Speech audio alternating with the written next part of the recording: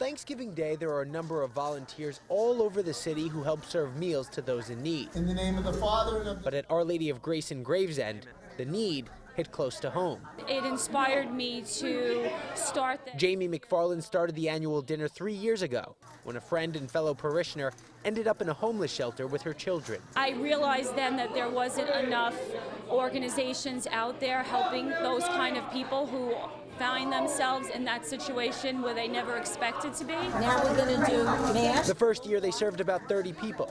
Today they're serving about 100. I mean, the whole point of Thanksgiving is, you know, helping others and living the gospel in our day-to-day lives, so I feel like this really does that for us. Teachers and parents volunteer to cook the traditional Thanksgiving feast throughout the week, and students from the Catholic Academy help serve the meals.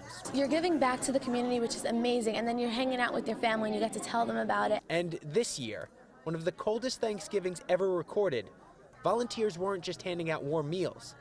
They were also handing out warm blankets. It is freezing out there today, so to be able to give these people exactly what they need today, it feels really good. Mike and Nick Fiorito started Blankets of Hope 3 years ago.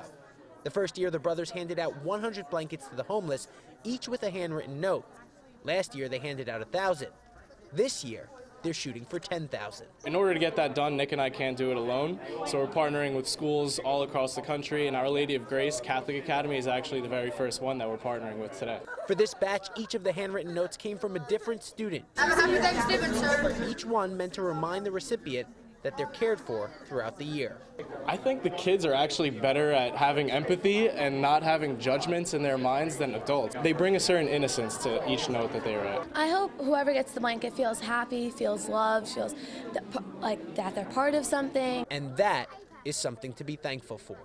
Wishing you and yours a very happy Thanksgiving from Gravesend, Joe Messeri, Pix 11 News.